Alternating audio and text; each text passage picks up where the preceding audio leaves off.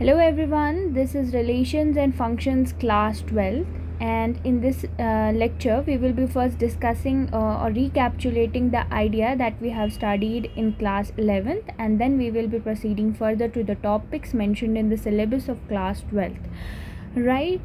So we will be starting by the idea what a relation is, right? Let us pick an example. For example, there is a person, right? We have some person and there is everybody has their Aadhaar card. सबके पास आधार card होता है और हर किसी के पास जो है आधार का number है, ठीक है. तो there is person A and there is certain like 2993001, suppose some sort of Aadhaar number associated with it, right? B person has certain Aadhaar number related to his Aadhaar card. So this the connection between the person and this Aadhaar number is a sort of relation. Another example is we have students and then we have their marks. Suppose you were in class 11th, you appeared for your exams, you got your results and you have your marks. A student scored 100 out of 100, है ना. B student ने score किया 95 out of 100, right. Similarly C ने score किया जितना भी. तो ये जो कनेक्शन है बिटवीन द स्टूडेंट्स एंड उनके marks, this is called as relation, correct. Another example, have a look at your phone and there is contact list, isn't it. हर किसी के नाम के साथ उसके कॉन्टैक्ट नंबर जो है वो एसोसिएट किया गया है. This association is another example for the relation.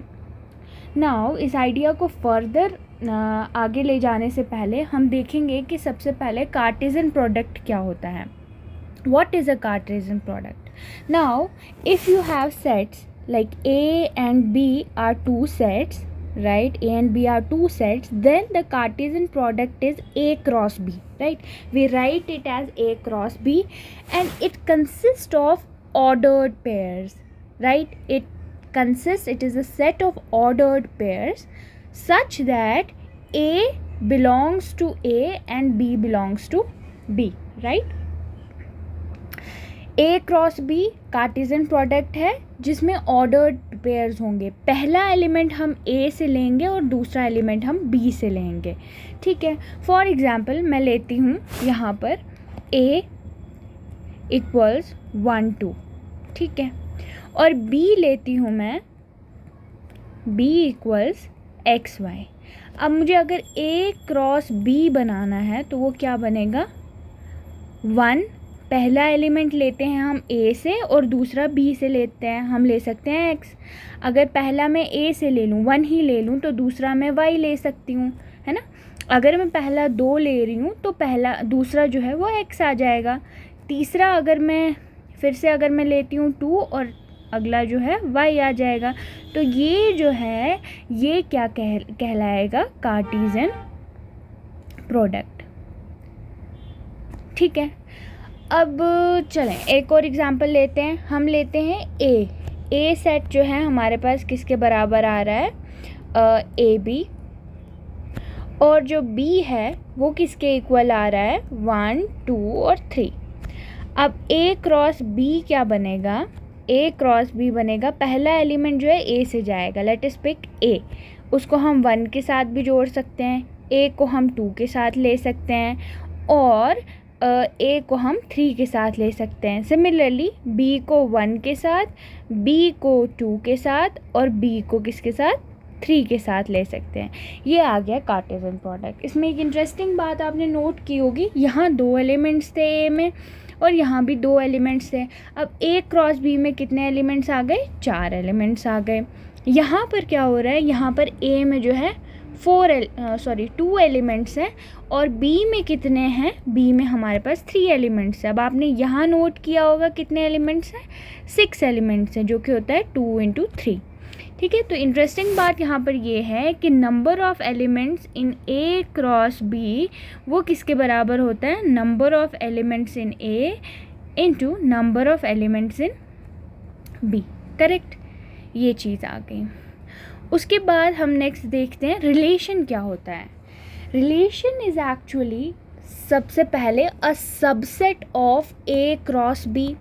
Correct, it is a subset of A cross B. अब ये कैसा सबसेट है?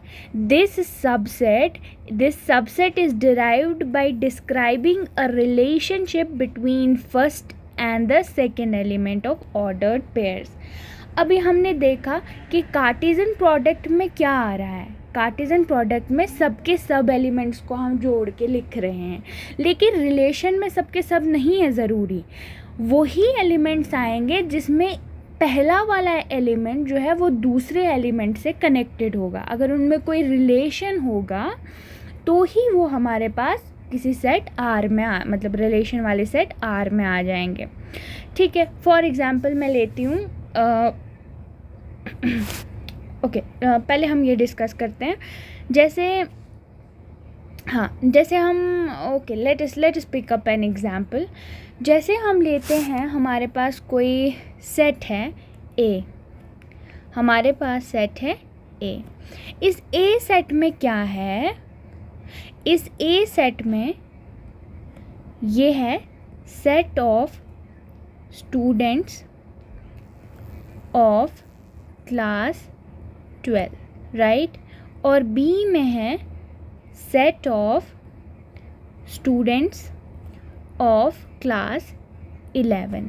ठीक है, अब मैं क्या करती हूँ, मैं रिलेशन एक कोई डिफ़ाइन करती हूँ. मैं लिखती हूँ कि आर जो है वो ऐसा रिलेशन है ए कॉमा बी. ए में से होगा, बी में से होगा. ठीक है, belonging to A cross B. ये होंगे कहाँ से? कार्टेशियन प्रोडक्ट से ही होंगे. अब इनके बीच में मैं ये रिलेशन देखती हूँ कि A is brother of B. अब देखो, सब के सब जो है वो कार्टेशियन प्रोडक्ट में आएंगे, लेकिन इस आर में वही एलिमेंट्स आएंगे जिसमें ए जो है वो बी का भाई होगा. ठीक है, समझ गए. इसी तरह से मैं कुछ और डिफ़ाइन करती हूँ. जैसे दूसरा मैं आर लेती हूँ, इसमें मैं A B belonging to A cross B ही लेना है हमने. ठीक है, such that age of A is greater than age of B. ठीक है, सपोज़ आपका जो है इसमें जो भी आ जाएगा हमारे पास, जिसमें ए जो है वो बड़ा होगा बी से एज में, तो वो वाले जो है कार्टेशियन प्रोडक्ट के एलिमेंट्स इसमें आ जाएंगे. तो ये एक रिलेशन है. ठीक है, अब इसी तरह से ये क्या है? कार्टेशियन प्रोडक्ट का सबसे पहले सबसेट है. ठीक है, उस सबसेट को हमने डिराइव कैसे किया है? That is derived by describing a relationship between the first element and the second element. अब जो आर है, रिलेशन है, हम ऐसे लिखते हैं. अगर कोई दो एलिमेंट्स आपस में रिलेटेड है ना, तो हम उसको लिखते हैं A is related to B. A R B लिखते हैं. या फिर हम लिखते हैं उसको ए कॉमा बी, जो ये ऑर्डर्ड पेयर है ये आर में बिलोंग कर रहा है. ठीक है, लिखने का तरीका है. उसके बाद हम क्या देखते हैं कि जो पहला वाला है, जो पहले एलिमेंट, अब इसमें कुछ प्रोडक्ट कार्टेशियन प्रोडक्ट के कुछ एलिमेंट्स यानी ऑर्डर्ड पेयर्स जो हैं इसमें आएंगे.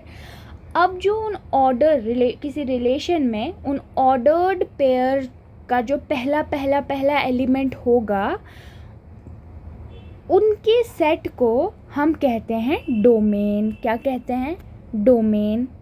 सबसे पहले हमने देखा कि रिलेशन क्या था. रिलेशन में क्या आ रहा था? हमारे पास और कुछ ऑर्डर्ड पेयर्स आ रहे थे. अब उन ऑर्डर्ड पेयर्स में पहले वाले एलिमेंट्स जो हैं, पहले एलिमेंट्स का जो सेट है उसको हम डोमेन कहते हैं, और जो सेकंड एलिमेंट्स का सेट है उसको हम रेंज कहते हैं. ये समझ में आ गई बात. और जो पूरा का पूरा सेट बी है उसको कोडोमेन कहते हैं. इसको समझने के लिए हम एक एग्जांपल लेते हैं. ठीक है, let us define a set. यहाँ पे करते हैं हम ए लेते हैं हम सेट. हमने क्या किया? हमने सेट ए लिया जिसमें है 1 2 3, और बी हमने सेट लिया, इसमें है 10 20 30. ठीक है, समझ गए? या हम लेते हैं 120 और 30, ठीक है। उसके बाद हमने इसका सबसे पहले हम कार्टेशियन प्रोडक्ट बनाते हैं। A क्रॉस B क्या बनेगा, मैं यहाँ लिख देती हूँ क्विकली।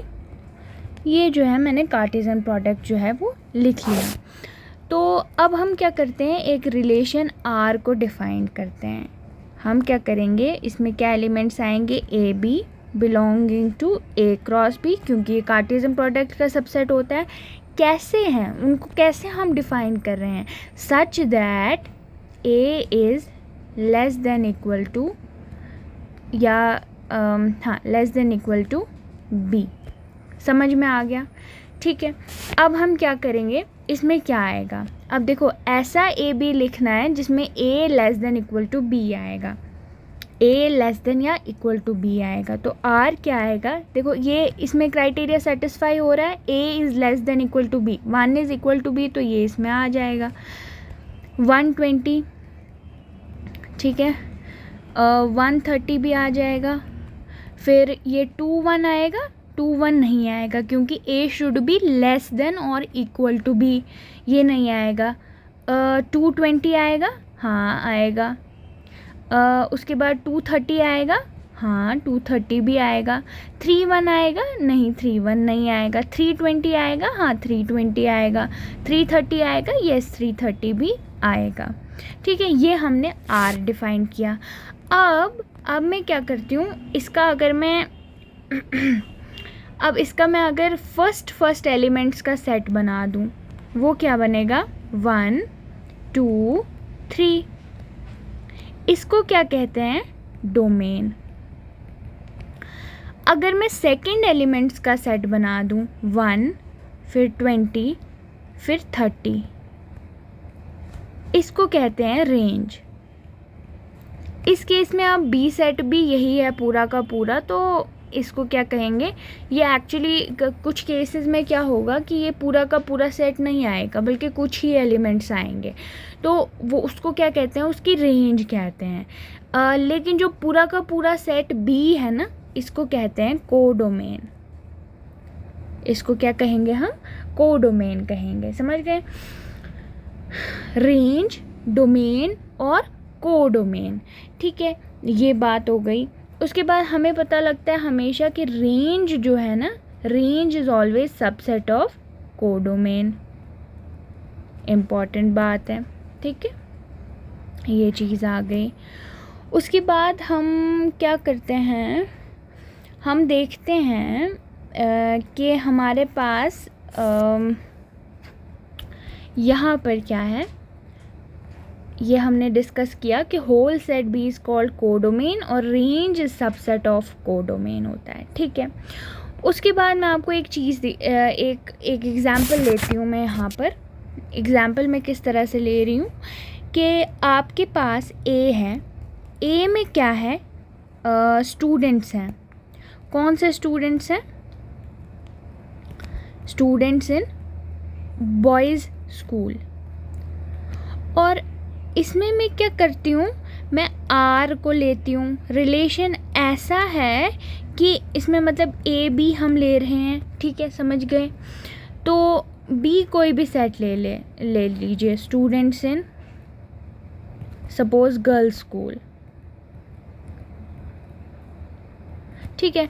अब R को डिफाइन कर रही हूँ A B such that A is sister of B। अब देखो A में क्या है, A में तो स्टूडेंट्स हैं, कौन स्टूडेंट्स हैं, जो बॉयज़ स्कूल में हैं। तो ऐसा हो सकता है कभी कि A is sister of B, ऐसा तो पॉसिबल ही नहीं है। इसका मतलब इस R में मतलब कोई भी एलिमेंट A B से रिलेटेड हो ही नहीं सकता है, this is not possible. So in such a case we call it empty relation. हम क्या कहेंगे उसे, एम्प्टी रिलेशन कहेंगे। अब एम्प्टी रिलेशन क्या हो गया, यहाँ पर डेफिनेशन है कि no element of A is related to any element of B। समझ गए, ये हो ही नहीं सकता, A सिस्टर ऑफ B हो ही नहीं सकता। तो ये जो है कोई भी एलिमेंट जो है वो बी के एलिमेंट से रिलेटेड नहीं है। तो ये क्या आ गया, एम्प्टी रिलेशन आ गया। इसकी एक और एग्जांपल हम लेते हैं, यहाँ पर लेते हैं ए जो है, ए ले रही हूँ मैं 1 2 3, ठीक है 1 2 3 ले लिया, और बी जो है वो लेती हूँ मैं 10 20 30।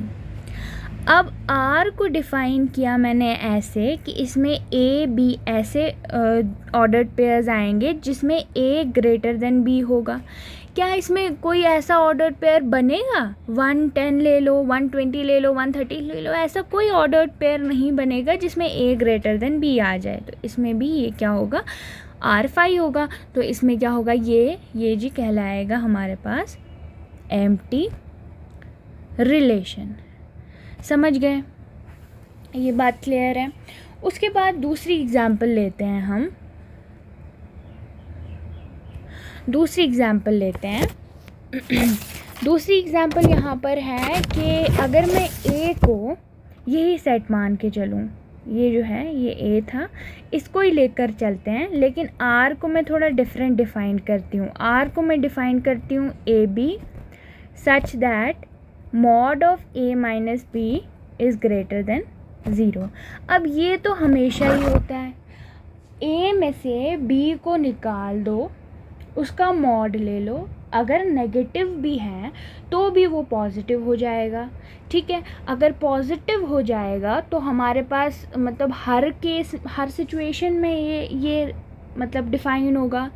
ठीक है, हर element of A will be related to element of B. तो अगर कोई ऐसा एलिमेंट है जिसमें each element of A is related to every element of B, उसको हम क्या कहते हैं, यूनिवर्सल रिलेशन। समझ गए, ये यहाँ पर मैंने लिखा है कि यूनिवर्सल रिलेशन क्या होता है, every element of A is related to every element of B. Correct, यहाँ तक क्लियर। अब हमारे पास आता है types of relation. Types of relation में हम सबसे पहले पढ़ेंगे कौन सी टाइप, रिफ्लेक्सिव। रिफ्लेक्सिव क्या होता है, देखो मैं एक एग्ज़ाम्पल लेती हूँ। एक इस तरह से बात लेते हैं कि अगर कोई सेट है, फॉर एग्ज़ाम्पल हम एक सेट लेते हैं 1 2 3, और मैंने इस पर कोई रिलेशन डिफ़ाइन किया, ए को लिया 1 2 3, ए से ए तक ही हमने ले लिया कोई मतलब रिलेशन। तो आर को डिफ़ाइन किया मैंने इस तरह से कि उसमें ये सब एलिमेंट्स आ रहे हैं, 1 1 आ रहा है, 2 2 आ रहा है, और क्या आ रहा है, 3 3 आ रहा है। जब ये सब कुछ आ रहा है और 1 2 भी रख लो आ रहा है, और 1 2 3 भी आ रहा है, अब इसमें क्या हो रहा है, इस रिलेशन में 1 इज़ रिलेटेड टू 1 है ना, 2 is related to 2, 3 is related to 3। अगर ए के हर एलिमेंट के लिए जैसे हमें 1 पिक करूं तो 1,1 जो है वो आर में होना चाहिए। अगर मैं 2 पिक करूं तो 2,2 आर में होना चाहिए। उसकी जो रिफ्लेक्शन है 2 की रिफ्लेक्शन है, यानी 3 ले रही हूँ तो 3 की रिफ्लेक्शन भी है होनी चाहिए। तो मतलब ये सेम चीज़ें जो है किस में होनी चाहिए, आर में होनी चाहिए। Reflexive relation, if A comma A belongs to R for all A belongs to A, तो उसको क्या कहेंगे, रिफ्लेक्सिव। रिफ्लेक्सिव को कैसे याद रखोगे आप लोग कि रिफ्लेक्शन, ए की रिफ्लेक्शन जो है मतलब वो ऑर्डर्ड पेयर जैसा बनेगा, वो आर में आना चाहिए, पहली बात। दूसरी बात आती है हमारे पास सिमेट्रिक रिलेशन की। सिमेट्रिक रिलेशन क्या होता है, अगर आपके पास कोई रिलेशन है जिसमें क्या हो रहा है, A1 और A2 आर में आ रहा है सपोज़, और इस तरह से अगर उसका उल्टा भी उसमें आ रहा है, मतलब अगर A1 A2 जो है वो आर में आ रहा है और A2 A1 भी आर में आ रहा है, तो ये क्या हो जाएगा, सिमेट्रिक हो जाएगा, सिमेट्रिक हो जाएगा। समझ गए यहाँ पर। उसके बाद इसकी एग्जांपल भी हम फर्दर लेंगे। उसके बाद ट्रांजिटिव है। ट्रांजिटिव में क्या होगा, इफ़ A1 A2 जो है आर में बिलोंग कर रहा है और दूसरा A2 A3 आर में बिलोंग कर रहा है, मतलब अगर A1 A2 जो है आर में कर रहा है बिलोंग, A2 A3 जो है वो भी R में बिलोंग कर रहा है, तो ये वाले भी R में होने चाहिए। फॉर एग्ज़ाम्पल अगर 1 2 R में बिलोंग कर रहा है, 2 3 R में बिलोंग कर रहा है, और हमारे पास क्या है 1 3 भी जो है R में बिलोंग करना चाहिए। तो इसको क्या कहते हैं हम, इसको कहते हैं ट्रांजिटिव। ठीक है, इसको कहते हैं ट्रांजिटिव रिलेशन। अब हम एक एग्ज़ाम्पल पिक करते हैं। एग्ज़ाम्पल लेंगे हम NCERT से। इसमें मैं एग्ज़ाम्पल उठाती हूँ कि T be the set of all triangles in a plane. R relation है, कैसा रिलेशन, T1 T2 इसमें आ रहे हैं, such that T1 is congruent to T2। अब देखना है ये किस तरह का रिलेशन है हमारे पास। हाँ, एक चीज़ मैं बताऊँ आपको कि ये जो है ना यहाँ पर, ये जो यहाँ पर है ट्रांजिटिविटी, सिमेट्रिसिटी और रिफ्लेक्सिविटी, अगर ये तीनों चीज़ें किसी रिलेशन में पाई जा रही हैं, R को हम क्या कहेंगे, इक्विवेलेंस रिलेशन कहेंगे। इक्विवेलेंस रिलेशन क्या होता है, अगर R रिफ्लेक्सिव है, सिमेट्रिक है और ट्रांजिटिव है, तीनों चीज़ें हैं, तो वो क्या हो जाएगा, इक्विवेलेंस रिलेशन हो जाएगा। समझ गए ये बात। अब हम देखते हैं अपनी एग्ज़ाम्पल जो हम लेंगे NCERT से, राइट। तो हमने T को लिया कि उसमें जो है सारे के सारे ट्राइंगल्स आ रहे हैं किसी प्लेन में, सेट ऑफ ऑल ट्राइंगल्स है ना प्लेन। अब रिलेशन को डिफ़ाइन किया, उसमें कौन से ऑर्डर्ड पेयर्स आ रहे हैं, ऐसी ट्राइंगल्स के ऑर्डर्ड पेयर आ रहे हैं जिसमें T1 जो है वो T2 के कॉन्ग्रुएंट है। अब हमने क्या दिखाना है, R जो है इक्विवेलेंस रिलेशन है। ठीक है, अब सबसे पहले अगर मैं लेती हूँ, अगर मैं एक ट्राइंगल ले रही हूँ, है ना, ये A ट्राइंगल है। अब ये अपने तो कॉन्ग्रुएंट होगी ही, है ना, ये अपने तो कॉन्ग्रुएंट होगी ही, यानी A जो है वो जी आ जाएगा किस में, R में हो जाएगा। तो every triangle is congruent to itself, इसके लिए R जो है रिफ्लेक्सिव हो गया। फर्दर अगर T1 T2 के कॉन्ग्रुएंट है, मतलब अगर T1 T2 R में जा रहा है, मतलब इसका क्या है कि T1 कॉन्ग्रुएंट है T2 के। अब सपोज़ ये ट्राइंगल कॉन्ग्रुएंट है इस ट्राइंगल के, तो ये भी इसके कॉन्ग्रुएंट होगी। अगर T1 T2 के कॉन्ग्रुएंट है तो T2 भी T1 के कॉन्ग्रुएंट होगी, इसका मतलब T2 T1 भी R में जाएगा। तो इसका मतलब क्या हो गया, ये क्या है हमारे पास, सिमेट्रिक है। ठीक है, उसके बाद आता है हमारे पास तीसरी चीज़, T1 और T2 कॉन्ग्रुएंट है, ये T1 है, ये T2 है, ये कॉन्ग्रुएंट है। फिर T3 ये जो है, उसके बाद T3 जो है वो मतलब T2 T3 भी कॉन्ग्रुएंट है। अब इसका मतलब अगर ये इसके कॉन्ग्रुएंट है, ये इसके कॉन्ग्रुएंट है, इसका मतलब ये आपस में भी कॉन्ग्रुएंट होगी। अगर ये आपस में कॉन्ग्रुएंट हैं तो क्या होगा हमारे पास, T1 T3 भी किस में जाएगा, R में चला जाएगा। तो ये जो हमारे पास रिलेशन दिया गया है, ये किस तरह का रिलेशन है, ये रिफ्लेक्सिव भी है, सिमेट्रिक भी है और हमारे पास ट्रांजिटिव भी है। तो ये इसलिए क्या हो गया हमारे पास, इक्विवेलेंस रिलेशन हो गया। एक और एग्जांपल लेते हैं। अभी हमने ट्राइंगल्स ली थी, अब set of all lines in a plane ले लेते हैं। उसमें R को कैसे डिफ़ाइन किया है हमने, उसमें हमने डिफ़ाइन किया है कि हमने दो लाइंस लिए L1 L2। अब वो किस तरह से लिए कि L1 is perpendicular to L2। अब इसमें देखते हैं सबसे पहले रिफ्लेक्सिविटी, ये आ गई L1 लाइन। क्या ये अपने परपेंडिकुलर होती है, मतलब कोई लाइन अपने परपेंडिकुलर कैसे हो सकती है, इट्स नॉट पॉसिबल। तो R जो है वो रिफ्लेक्सिव नहीं है। ठीक है, R इज़ नॉट रिफ्लेक्सिव।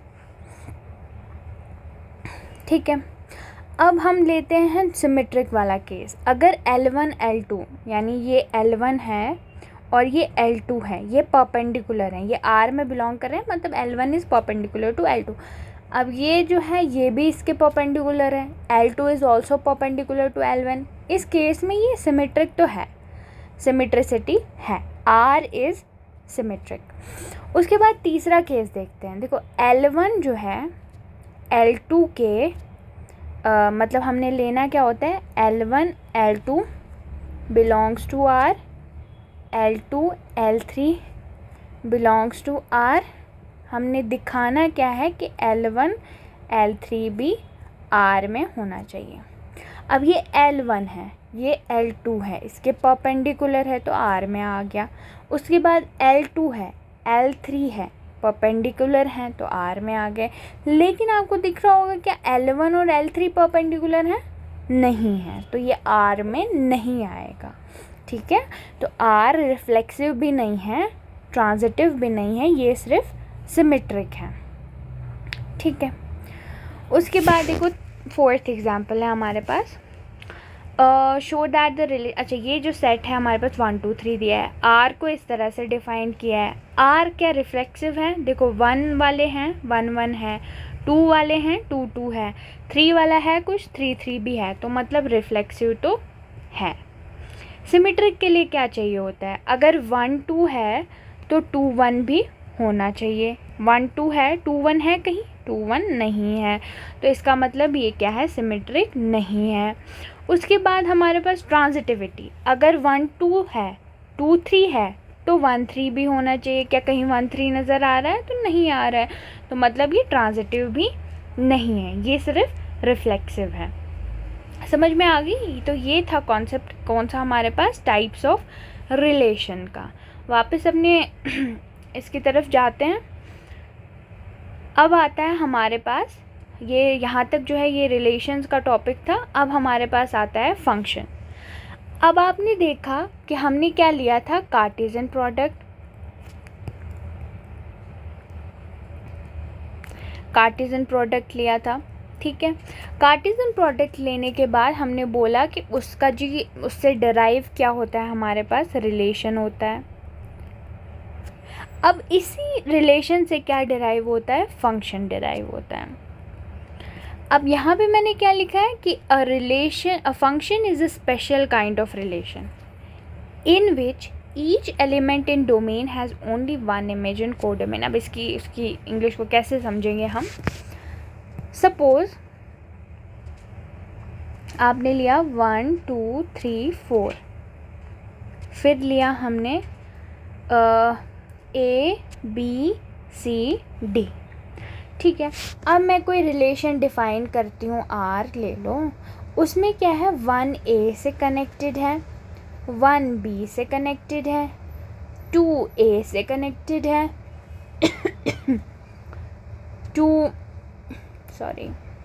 1 जो है A से कनेक्टेड है, 2 जो है B से, 3 जो है C से, 4 जो है D से कनेक्टेड है। अब इस रिलेशन में क्या हो रहा है, हर एलिमेंट, A का एलिमेंट ले लो, या मतलब A से एलिमेंट उठाओ, कोई अलग सा एलिमेंट उठाओ, उसकी इमेज चेक करो, मतलब उसकी जो पिक्चर बन रही है आगे वो कैसी बन रही है, मतलब वो एक ही इमेज बन रही है, ठीक है। तो हम क्या करेंगे, इसकी मैं आपको एक इस तरह से लेते हैं, जैसे हमारे पास क्या होता है, स्टूडेंट्स हैं और यहाँ पर उनका क्या है, रोल नंबर है। अब A स्टूडेंट का रोल नंबर 1 है, B का 2 है, C का 3 है सपोज़। तो हर एक स्टूडेंट का, यानी ये डोमेन है ना हमारे पास, ये डोमेन है और ये क्या है, कोडोमेन है। अब every element, each element from domain मैं पिक करूं तो उसकी एक ही इमेज होगी, यहाँ कोडोमेन में होगी ना, क्योंकि जो रोल नंबर है वो मतलब एक बंदे के 2 रोल नंबर नहीं ना हो सकते, है ना, एक का एक ही होगा, तो एक का एक ही होना चाहिए। वैसा वाला सिनेरियो अगर है तो वो फंक्शन हो जाएगा। और एक एग्जांपल है, जैसे कोई कंट्री लेते हैं हम, कंट्री यहाँ पर लेते हैं कैपिटल, ठीक है, यहाँ पे कंट्री, यहाँ पे कैपिटल। अब हर एक कंट्री, किसी भी एक कंट्री को पिक करो, उसकी एक ही कैपिटल होगी, है ना, तो हमारे पास क्या आ जाता है, ये भी क्या है, हमारे पास फंक्शन है। ठीक है, function is a special kind of relation in which each element in the domain has only one image in the को डोमेन। समझ में आ गए? तो इसको कैसे डिनोट करते हैं? एफ को लिखते हैं, F is a function from A to B. यहाँ तक समझ में आ गया? अब हम आगे बढ़ते हैं। फंक्शन की टाइप्स होती हैं।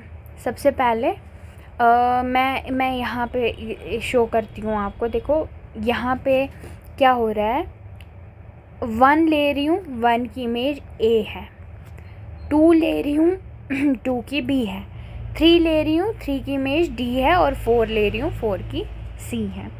अब हमने देखा सबसे पहले ये कि अगर मैं डिस्टिंक्ट एलिमेंट्स डोमेन से उठा रही हूँ, को डोमेन में उनकी ओनली 1 इमेज है। समझ में आ गया? ठीक है, पहली बात ये तो फंक्शन है।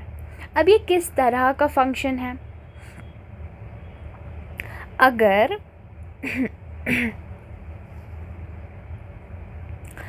अगर हमारे पास क्या हो रहा है, हम क्या कर रहे हैं, डोमेन से पिक कर रहे हैं, हर एलिमेंट की एक ही इमेज है। ऐसा नहीं है कि जैसा यहाँ पर है कि 2 एलिमेंट्स की सेम इमेज आ रही है। ठीक है, ऐसा नहीं हो रहा है। ठीक है, तो फंक्शन के लिए क्या कंडीशन है? सबसे पहले फंक्शन के लिए क्या कंडीशन है कि हमारे पास जो है हर एलिमेंट, डोमेन के हर एलिमेंट की एक ही इमेज होनी चाहिए को डोमेन में। इसमें भी ऐसा ही हो रहा है कि डोमेन के हर एलिमेंट की एक ही इमेज है को डोमेन में। इसमें भी ऐसा ही हो रहा है, हर एलिमेंट की जो है इमेज है वो एक ही है को डोमेन में। अब लेकिन इन दोनों में डिफरेंस क्या है? इसमें आप देख रहे हो कि डिस्टिंक्ट एलिमेंट लूँगी मैं, उसकी डिस्टिंक्ट इमेज है। यहाँ पर वैसा नहीं हो रहा है, यहाँ पर 2 सेम एलिमेंट, 2 डिफरेंट एलिमेंट्स ले रही हूँ, उनकी जो इमेज है वो सेम बी आ रही है ना। तो इस तरह से जैसे 1 एलिमेंट लिया मैंने, है ना, 1 डिस्टिंक्ट एलिमेंट लिया, उसकी 1 डिस्टिंक्ट इमेज आ रही है, तो ये फंक्शन जो हो जाता है, ये क्या हो जाता है, 1-1 फंक्शन हो जाता है। और इसमें क्या होते हैं कि मैनी एलिमेंट्स की 1 इमेज हो रही है, तो इसको मैनी 1 फंक्शन कह जाएंगे। ठीक है, उसी तरह से यहाँ पर भी ये क्या है, ये मैनी 1 है ना, और ये क्या है हमारे पास, ये 1-1 है। समझ गए? तो वही मैंने यहाँ पर लिखा है 1-1 फंक्शन या इंजेक्टिव फंक्शन भी इसे कहते हैं। A function f from x to y is said to be 1-1 if the images of distinct elements of x under f are distinct. Distinct, you pick up 1 distinct element, you get 1 distinct image, है ना। ठीक है, तो उसको क्या कहेंगे हम, 1-1 कहेंगे। इसको हम चेक कैसे करते हैं कि अगर आप क्या करोगे, आप कोई x-y ले रहे हो ना, x में से ले रहे हो x1 x2 ले रहे हो, ये 2 अलग अलग नंबर्स हैं। हम क्या करते हैं, इनकी इमेजेस को इक्वेट करते हैं। इनकी इमेज किस तरह से होगी, f of x1 होगी और इसकी क्या होगी, f of x2 होगी। समझ गए? अगर मैं इन दोनों को f of x1 को f of x2 के बराबर कर दूं, तो वो हमारे पास ये दिखाना चाहिए कि x1 भी जो है वो किसके बराबर है, x2 के बराबर है।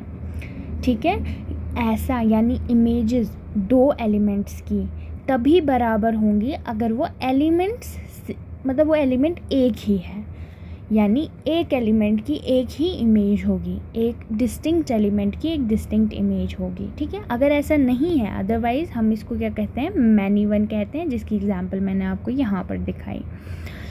अब दूसरा आता है हमारे पास ऑन टू या सर्जेक्टिव फंक्शन। ये क्या होता है, अगर अब देखो अगर मैं अब ये को डोमेन है इसकी बात करूँ, इसमें देख रहे हो आप, इसको मैं क्या कहूँगी अभी के लिए, जैसे 1 ए पे मैप कर रहा है, तो मैं इसको कह रही हूँ कि 1 जो है, यानी ए जो है वो 1 की इमेज है। लेकिन ए के लिए 1 क्या है, इसकी प्री इमेज है। ठीक है, ये इसकी प्री इमेज है। अब देखो ए की प्री इमेज है, बी की प्री इमेज है, सी की प्री इमेज है, डी की है, लेकिन ई और एफ की प्री इमेज नहीं है। इसी तरह से यहाँ बी सी डी की प्री इमेज है, लेकिन ए और ई और एफ की नहीं है। यहाँ पर ए की भी प्री इमेज है, बी की भी प्री इमेज है और सी की भी प्री इमेज है। ऐसा फंक्शन जिसमें क्या होता है, हमारे पास हर एलिमेंट की कोडोमेन के हर एलिमेंट की जो है ये y है ना, every element of y, for every element of y there is some pre image in x। समझ गए? तो ये जो है ये ऑन टू होता है। इसका मतलब ये ऑन टू है, इसमें भी ये जो है इसकी इन सब की प्री इमेजेस हैं, तो ये भी क्या है, ऑन टू है। अब देखो ये ठीक है, अब ये दिख रहा है आपको 1 1 भी है और ऑन टू भी है। अब जो फंक्शन 1 1 भी हो और ऑन टू भी हो वो क्या कहलाता है, वो कहलाता है बाइजेक्टिव फंक्शन। ठीक है, तो ये मैंने यहाँ पर लिखा है कि बाइजेक्टिव फंक्शन क्या होता है, जो कि दोनों 1 1 भी हो और ऑन टू भी हो हमारे पास। ठीक है, उसे हम क्या कहेंगे, बाइजेक्टिव फंक्शन कहते हैं। अब मैं यहाँ पर एग्जांपल पिक करती हूँ, f लेती हूँ मैं नेचुरल नंबर से, नेचुरल नंबर, और इसको डिफ़ाइन करती हूँ f of x equals 2x। ठीक है, अब ये मतलब 1 2 3 सो ऑन, और यहाँ पर भी क्या है 1 2 3 सो ऑन। f ऑफ 1 क्या होगा, 2 इंटू 1 वो क्या हो जाएगा 1। f ऑफ 2 क्या होगा, 2 इंटू 2 वो हो जाएगा 4। f ऑफ 2 3 जो होगा वो क्या हो जाएगा 6 हो जाएगा। अब मतलब 1 जो है 2 पे मैप कर रहा है, 2 जो है वो 4 पे मैप कर रहा है, 3 जो है वो 6 पे मैप कर रहा है, सो ऑन। अब हमें यहाँ पर क्या पता लग रहा है कि अगर मैं कोई एक एलिमेंट उठा रही हूँ, डिस्टिंक्ट एलिमेंट उठा रही हूँ डोमेन से, उसका जो है हमारे पास इमेज एक ही मिल रही है। ठीक है, उसकी इमेज जो है हमारे पास एक ही मिल रही है, एक डिस्टिंक्ट एलिमेंट की डिस्टिंक्ट इमेज मिल रही है। ऊपर मैंने दिखाया कि इसको चेक करने का तरीका क्या है कि हम लेते हैं, हम मान के चलते हैं कि चलो जी किसी एलिमेंट की कोई x1 x2 हैं, दो एलिमेंट्स है ना, x1 x2 दो एलिमेंट्स हैं, उनकी जी इमेजेस सेम आ रही हैं, हम ये मान के चलते हैं। तो अब क्या होगा हमारे पास, इवेंचुअली हम देखें कहाँ पर पहुँचेंगे। अब f ऑफ x1 यानी 2x1 is equal to 2x2। अब 2 2 कैंसिल, तो अंदर क्या बच गया, x1 इक्वल्स x2। मतलब हम ये मान कर चले थे कि दो डिस्टिंक्ट एलिमेंट्स की इमेजेस जो है वो सेम आ रही है, लेकिन हमारे पास रिज़ल्ट क्या आया कि वो एलिमेंट्स भी एक्चुअली एक ही एलिमेंट है। ऐसा पॉसिबल है ही नहीं इस सिचुएशन में। ठीक है, तो इसका मतलब ये क्या है, हमारे पास 1 1 फंक्शन है। लेकिन मैं देखूं अगर 1 की कोई प्री इमेज नहीं है, 3 की कोई प्री इमेज नहीं है, 5 की कोई प्री इमेज नहीं है, तो इतने एलिमेंट्स छूट रहे हैं हमारे जिनकी प्री इमेज नहीं है, तो वहाँ पे क्या हो जाएगा, इसका मतलब ये है कि ये नॉट ऑन टू। ठीक है, ये ऑन टू नहीं है। अच्छा, दूसरी एग्जांपल लेते हैं हम, दूसरी एग्जांपल यहाँ पर लेते हैं। हम लेते हैं एग्जांपल जैसे r से r तक, f is a relation from r to r, यानी रियल नंबर्स से रियल नंबर्स तक, 0 -1 -2 सो ऑन, 1 2 3 सो ऑन। इधर भी क्या होगा, इधर भी यही आ जाएगा, है ना, इधर भी यही आ जाएगा।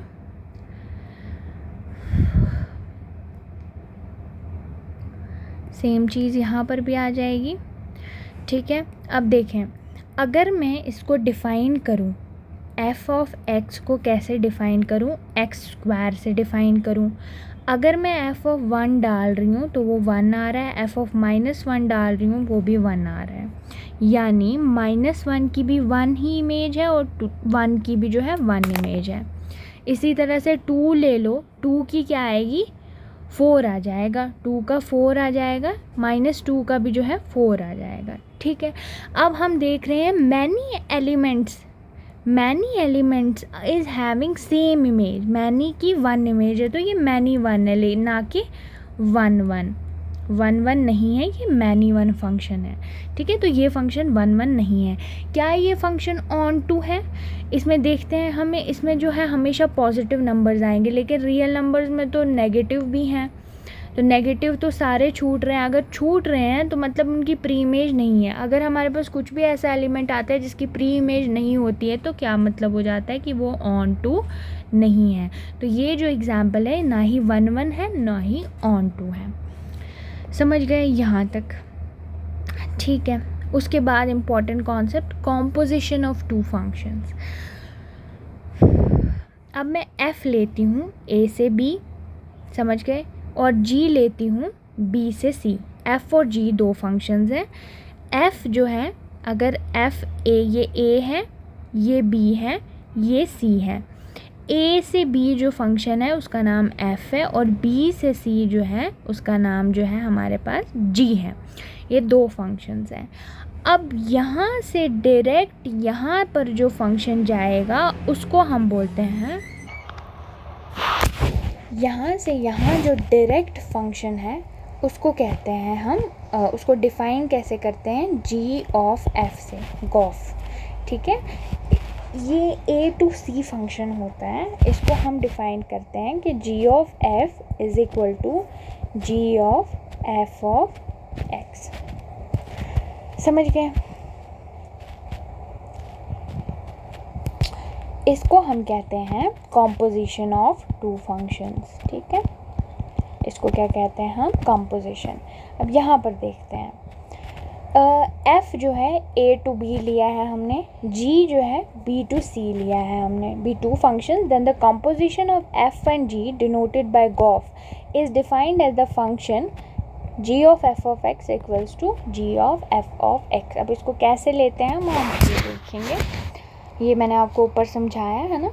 तो लेट f क्या लिया हमने, 2 3 4 5, ये कहाँ से कहाँ तक है फंक्शन, 3 4 5 9 तक। g अब यहाँ से होगा 3 4 5 9 से कहाँ तक, 7 11 15 तक। इसको हमने डिफ़ाइन किया है कि f ऑफ 2 जो है वो 3 है, f ऑफ 3 जो है वो 4 है, f ऑफ 4, ये इस तरह से डिफ़ाइन किया है सब कुछ। अब g of f of 2, g of f of 2 वो किसके बराबर होगा हमारे पास, g ऑफ f ऑफ 2। पहले हम देखेंगे कि f ऑफ 2 किसके बराबर है, f ऑफ 2 3 के बराबर है तो g ऑफ 3 बन जाएगा।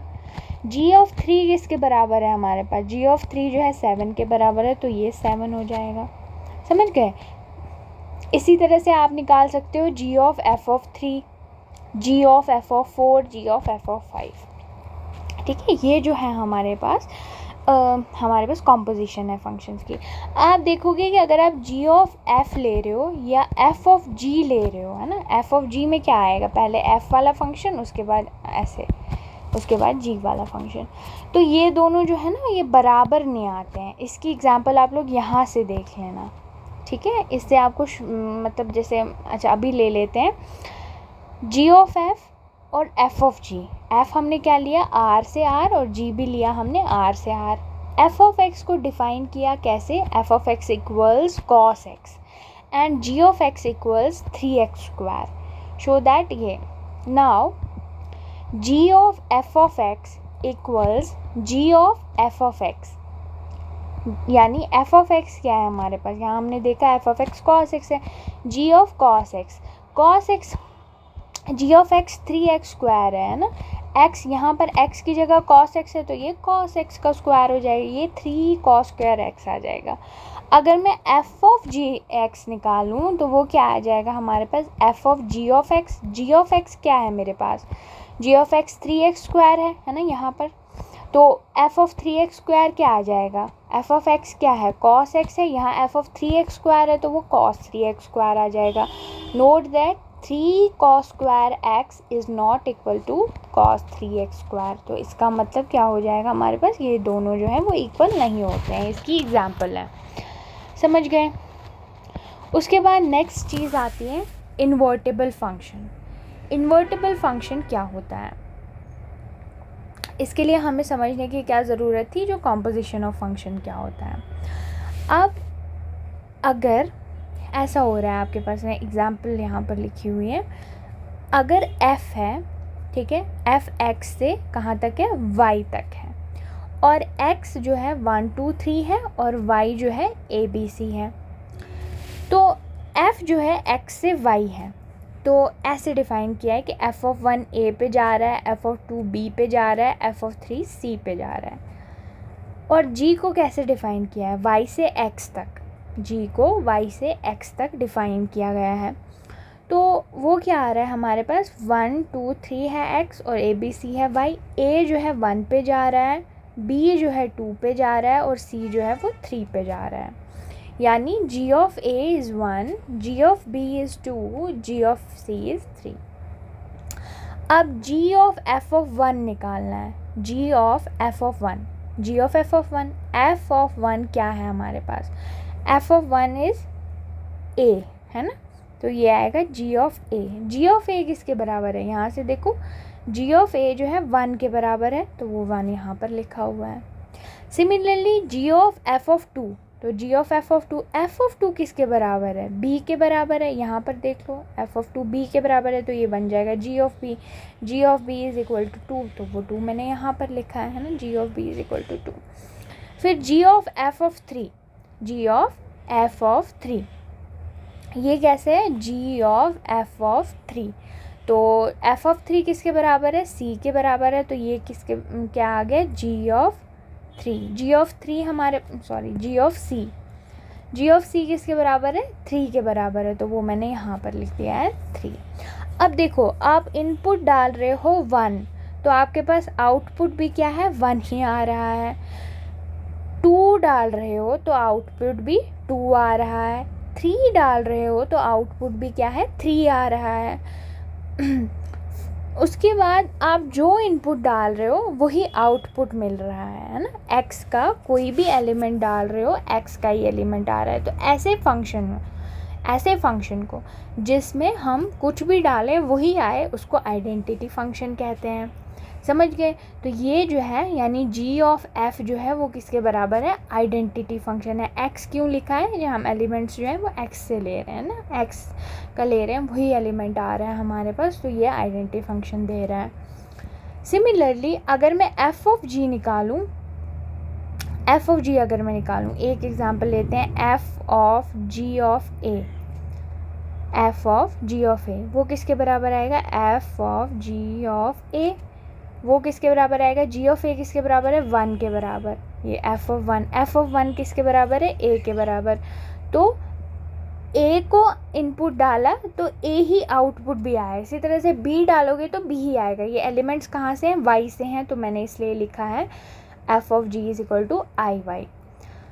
तो अगर हमारे पास ऐसा होता है जो मैंने एग्जाम्पल में दिखाया, आप देखो यहाँ पर, if function f from x to y is defined to be invertible, उसको हम कब इन्वर्टेबल कहते हैं, if there exist a function g, उसके अपोजिट से y से x तक कोई फंक्शन g एग्जिस्ट कर रहा है, such that g of f equals identity x और f of g is equal to I Y. ये समझाया ना मैंने आपको नीचे, इस तरह से अगर हो रहा है देन g को क्या कहेंगे, इन्वर्स ऑफ f कहेंगे, इसको f इन्वर्स से डिनोट करते हैं, g is equal to f inverse. ठीक है, इसके लिए ये ज़रूरी है कि अगर आपके पास मतलब अगर f आपके पास इन्वर्टेबल है, ये मैंने यहाँ पर लिखा हुआ है कि if f is invertible then f is bijective भी होगा। ठीक है, और कन्वर्सली अगर f इन्वर्टेबल है तो 1 1 ऑन टू दोनों चीज़ें होनी चाहिए, उसके लिए ज़रूरी है ना, हम तभी ले पाएंगे ना, ऐसे y से x भी ले रहे हैं हम, तो मतलब उसके लिए 1 1 ऑन टू दोनों होना ज़रूरी है। अगर f इन्वर्टेबल है तो f बाइजेक्टिव भी होगा, और कन्वर्सली भी यही है कि if f is bijective then f is invertible, right. तो ये यहाँ तक जो है हमारे पास जो फर्स्ट चैप्टर है हमारा रिलेशंस एंड फंक्शन, यहाँ पर कंप्लीट होता है। तो yeah, session has been completed. So what we have discussed in this lesson is, firstly हमने देखा कार्टेशियन प्रोडक्ट क्या होता है, फिर हमने देखा रिलेशन क्या होता है, फिर हमने देखा आइडेंटिटी रिलेशन क्या होता है, फिर देखा हमने आइडेंटिटी नहीं हमने देखा था, हमने देखा था एम्प्टी रिलेशन क्या होता है, उसके बाद हमने देखा यूनिवर्सल रिलेशन क्या होता है ना। फिर हम टाइप्स ऑफ रिलेशन में आए, रिफ्लेक्सिव, सिमेट्रिक, ट्रांजिटिव, ठीक है।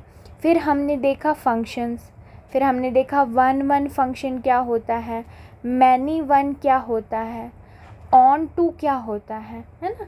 फिर हमने सीखी कॉम्पोजिशन ऑफ फंक्शंस और हमने देखा इन्वर्टेबल फंक्शन, ठीक है। This was all about today's session.